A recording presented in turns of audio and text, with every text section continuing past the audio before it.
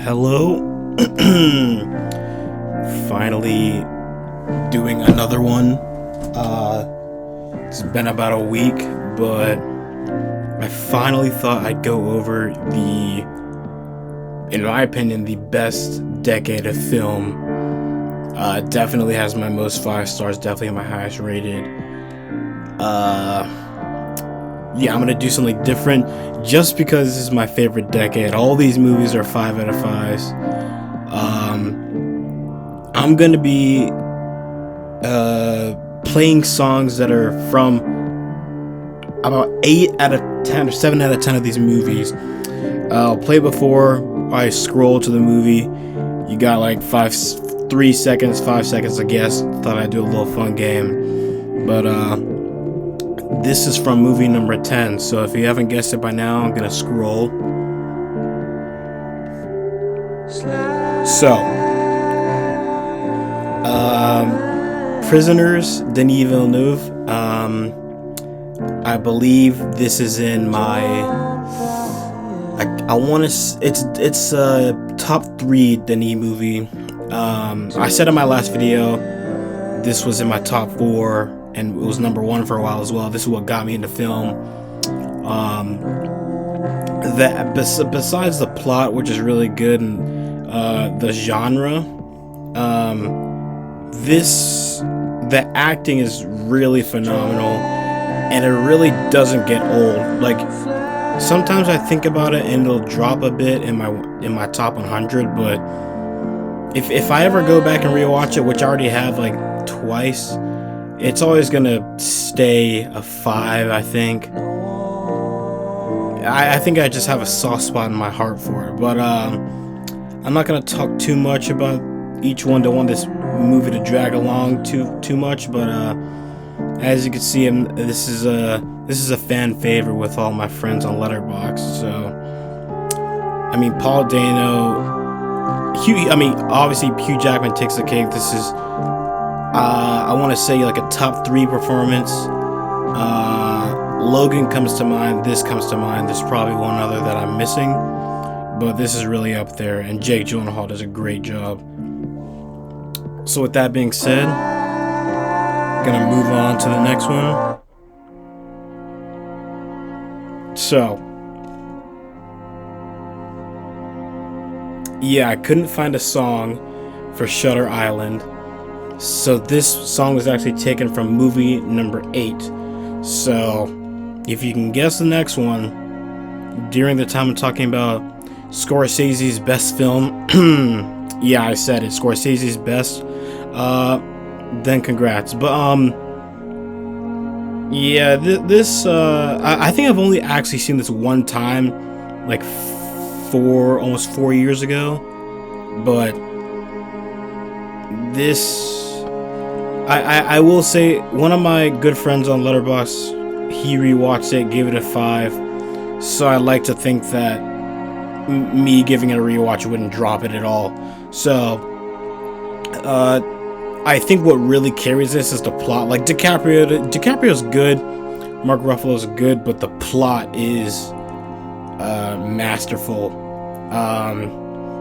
And also Michelle Williams is probably my favorite actress of all time. And you will see that she's actually in another one of these movies in this list. So, the plot twist is great, and the genre is just, it's my cup of tea. So I'm gonna move on with another Denis Villeneuve movie at number 8. And here we have it, Arrival. This bumped up to a 5. I've already talked about this before, so I'll talk about it really quickly. It came up to a 5 about a few months, like half a year ago, something like that.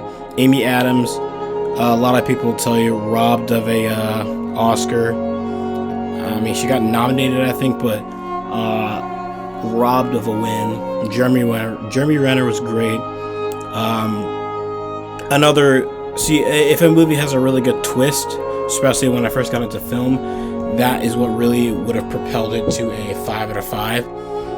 This will do a 4.5, but honestly, 3 years after watching it, I was thinking about it, and the way this had me feeling, listening to this exact song after the movie ended, I basically spammed this for the next few days after I finished watching the movie, and it just left me, my mind just, the movie did what it was supposed to do, basically, for me. Like, it hit every note, and after feeling that way for so long, it was right to bump it up to a 5. So, yeah, that's Denis Villeneuve's, I'll say his second best, I believe. Yeah, second best. Number 1 is in the 2020s list. But with that being said, I'm gonna move on to Michelle Williams's best performance. As you saw, she was actually, that's her in the banner. But I'm gonna actually skip ahead. The reason I found this song was it was used in the Letterboxd trailer. So with that being said, I'm gonna just reveal the movie now. It should be obvious. Manchester by the Sea. If I can find my comment on this, I cannot, but it went from a 3 to a 5 after rewatch. So this movie, this scene actually in the banner, that is the best scene by far. It filled with so many other heartbreaking, gut-wrenching scenes just like it. I'm very happy that Casey Affleck won his Oscar. And also we got to see a little bit more of Lucas Hedges, who I'm surprised we haven't seen more of him now, but in the late 2010s he was really in a lot of stuff. But yeah, so that is, I believe, my number 7 movie of the best decade of all time. Besides the plot, which is something is gonna rank, besides like a big plot twist, if it's gut-wrenching, makes me, I feel that sadness is the strongest emotion. I think I've said that before, but that kind of, a kind of movie like this with such a heartbreaking plot, if it's done well, it's gonna rank highly. So, but the cinematography as well is very pleasing to look at. Like, look this cover right here, this poster. That is, if it'll load, yeah, there we go. That is just, that's why I chose it for the poster. This shot is just amazing. Shout out to the cinematographer. But that leads me to number 6 on the list, I believe. I'm gonna let this music load. Yeah, so with that first note, this is probably Hans Zimmer's one of his best scores that he's done. This movie is a masterpiece in sci-fi. Leonardo DiCaprio does an amazing job with his ginormous castmates. Inception, one of the most stacked. I mean, Christopher Nolan, he always has a very stacked cast. You look at, I'm sure when this movie was announced, everyone was in awe about all these people that were going to be in it, but also these people weren't as big as they were now. So if you look at Oppenheimer, all those big stars, they're reoccurring. If you look at his newest yet to come movie, The Odyssey, another stacked cast.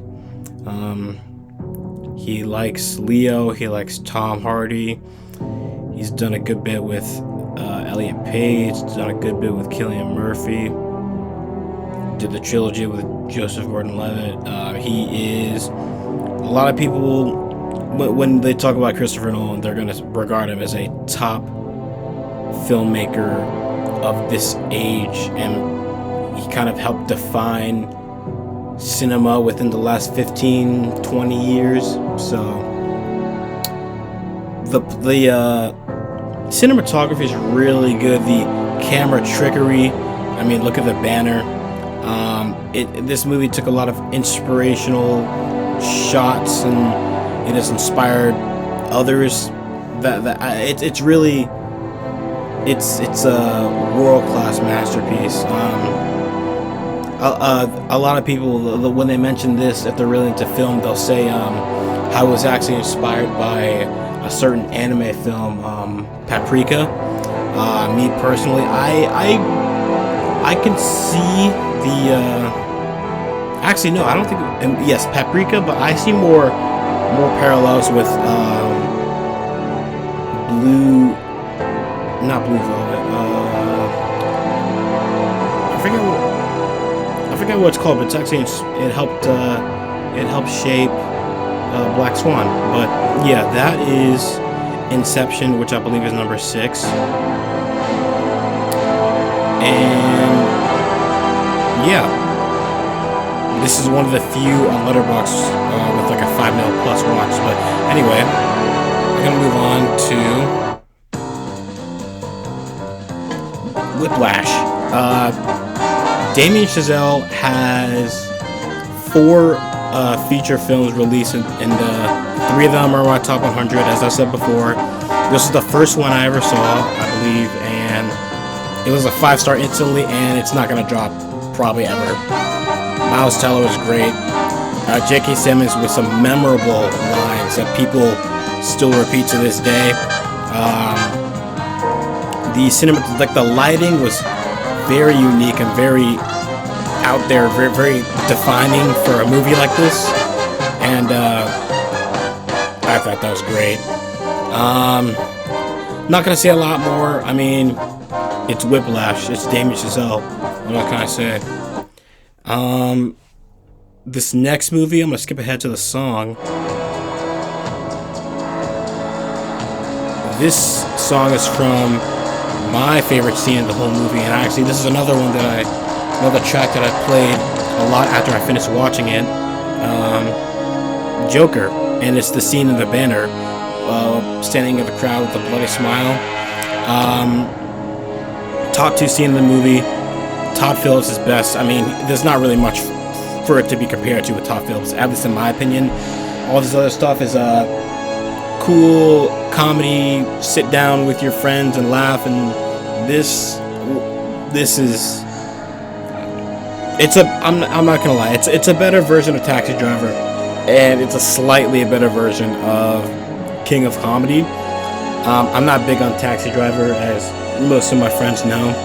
I mean, I gave it 3 stars after watching it twice, but this is, I mean, Joaquin Phoenix better than Heath Ledger. I don't care what anyone says. He did so good. It was phenomenal. People hate him. Ever since the movie came out, people started hating on it more and more, but I've rewatched it like 3 times, and I love it every single time. They say, one thing is people say, okay, this isn't really Joker from the comics. I personally don't care about that. You could just say it's not Joker.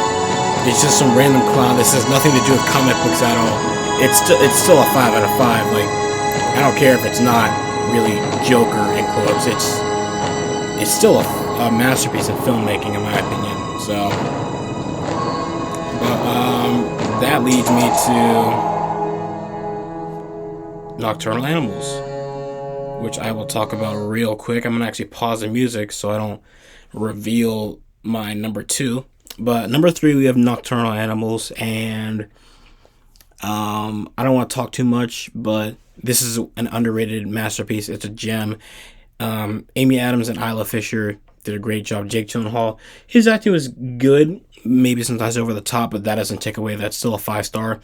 And Mr. Aaron Taylor Johnson takes the cake away. He was great, and the whole premise about it, us being able to see the story told in the book and watching how these characters intertwine with their real life counterparts, is very unique, and I loved every minute of it.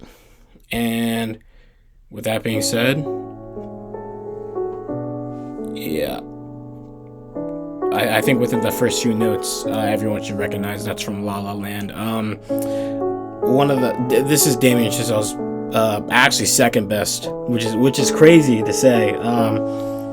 But yeah, his newest film is actually my favorite, which is in the 2020s. So I'll talk about that probably in my next video. But for now, this was actually a 3.5 when I first saw it, like 3.5 or 4 years ago. And the only reason I rewatched it and gave it a 5 is because all the TikTok edits saying it was so good. I was like, am I missing something? Then I rewatched it. I was like, yeah, okay, I was missing something. So brought it up to all the way to a 5, and it was actually my number 1 for a while. But there's not much to say about this one either. It's La La Land. If you like, just go on TikTok and search up edits, look at the comments, you'll see how much people love this movie. But that leads me to my number 1 movie of the 2010s and my favorite movie of all time. I'm not going to talk too much about this. I talked about it in my last video. I'm going to talk about it again in the future whenever it comes out. I will talk about this movie every chance I get. But without further ado, it is Spike Jonze's Her, 2013. It's perfection. I don't care what anyone says. Every single minute, even looking back, I can't even explain how much I love this movie. It would take a lot for this to get out of to not be number 1. And that's crazy considering the fact that when I first watched it, it was a 4.5. But I got some common sense and I realized that I enjoyed that movie on first watch so much, even though it was 4 in the morning and I was halfway falling asleep. I woke up the next morning in the middle of the afternoon and I was like, oh my gosh, that was great. I really can't believe I still gave it a 4.5, but I'm not gonna go into my comment because that's for another time. I've already probably looked at it before. But shout out Spike Jonze and shout out Joaquin Phoenix, and in my opinion, the best performance of the entire film, using just her voice, Mrs. Scarlett Johansson. She was great, and I kind of just want to let this song play out because for a lot of these movies in the 2010s, even outside the 2010s, but a lot from this decade, the soundtracks are great, and a lot of them are on my playlist. These aren't things I just listen to when they're on shuffle. I go out of my way to play them when I'm feeling in a certain mood, because these films, it doesn't feel like just that's a song from that film. It feels like I'm listening to this song because it makes me feel like I'm rewatching a certain part of the film. And this artist, the songwriters, they really knew what they were doing when they were making this. So yeah, with that being said, that's my next movie. So with the recap, we got number 1, Her, La La Land, Nocturnal Animals, Joker, Whiplash, Inception, Manchester by the Sea, Arrival, Shutter Island, and at number 10, Prisoners. Once again, thank you so much for listening and hearing me talk about the best decade in film. I will see you next time.